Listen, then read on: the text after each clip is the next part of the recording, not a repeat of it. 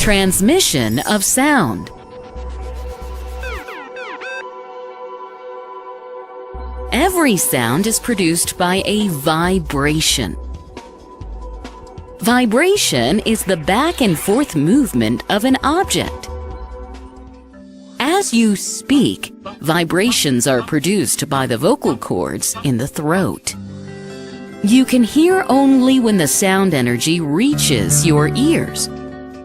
But how does sound energy travel? Wonder how that works? Come, let's go across to Dr. Zook.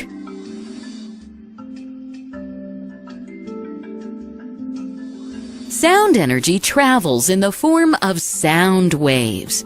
There are mainly two types of waves, transverse wave and longitudinal wave. Let us see how waves travel. We can use a slinky spring to observe both types of waves. Emily is holding one side of the slinky, while Dr. Zook is holding the other end. With a quick upward flick of the wrist, Dr. Zook has sent energy traveling through the slinky. Notice how the slinky moves? This is a transverse wave. In a transverse wave, the particles vibrate at a right angle to the direction of the wave. The wave traveled from Dr. Zook to Emily and back. Now let's see what a longitudinal wave looks like. Emily is holding one end of the slinky, while Dr. Zook is pulling its other end towards himself and then pushing it towards Emily. Watch closely, and you will notice that some of the coils crowd close together and then slowly move farther apart. This is because the vibrations are parallel to the direction of the wave. If the wave moves from right to left, then the particles also vibrate from right to left. This is a longitudinal wave. Sound waves are longitudinal waves. These waves travel at different speeds in different mediums. The medium could be a solid, liquid, or gas. Now let's see how this works. In a solid, the particles are very close together. Sound energy moves as one particle hits the other particle. With the particles being so close together, sound travels quickest through a solid. If we look at particles in a liquid, they appear to be slightly further apart when compared to solid. Thus, sound energy takes a little longer to travel through a liquid.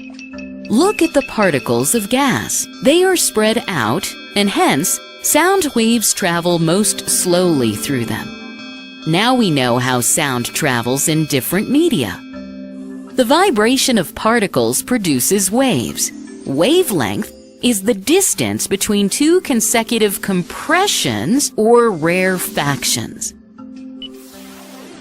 The number of waves passing through a point in a second is called frequency, and it is measured in hertz.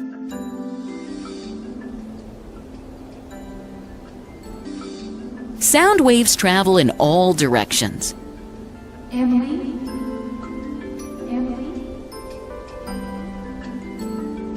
Sound gets reflected. That is, it bounces back on hitting a solid surface. Bouncing back of sound is called echo. Bouncing back of sound is purposefully used in detecting depth of seabeds. That's amazing, isn't it?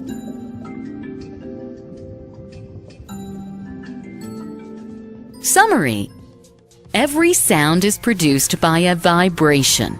Vibrations are produced by our vocal cords when we speak. There are two types of waves, transverse wave and longitudinal wave. In a transverse wave, the particles vibrate at a right angle to the direction of the wave. In a longitudinal wave, vibrations are parallel to the direction of the wave. Sound waves are longitudinal waves. Sound travels quickest through a solid. Wavelength is the distance between two consecutive compressions or rarefactions. The number of waves passing through a point in a second is called frequency, and it is measured in hertz.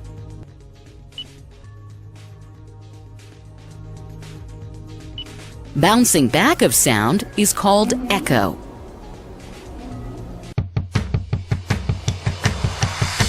I'm going to show you the sound of a clap. And I don't mean some digital depiction of a clap. I mean that when this man's hands come together, you're going to see something that is normally invisible. You're going to see the actual sound wave leaving his hands and traveling outward at 761 miles per hour, the speed of sound. And here it is again. How is this possible? Well, I'll start the explanation not with sound, but with the heat from a lighter. There's a puff of butane, sparks fly, and the fuel ignites. But that shape billowing up from the flame isn't smoke. That's normal air that has been expanded by heat. We're able to see the density change thanks to a technique called Schlieren flow visualization. Here's how it works. You start off with a light shining through a single slit. If you reflect that light off a parabolic mirror, all the rays become parallel, and then you can use another parabolic mirror to refocus the light down to a single focal point, and then in through the lens of a camera to make a picture. Now here's the trick. You place some sort of barrier right at the focal point. Now you add something that will distort the air, like a candle.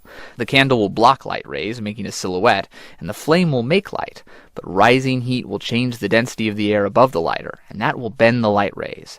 The bent light ray won't pass through the focal point. It will be blocked by the barrier, and the picture will be darker.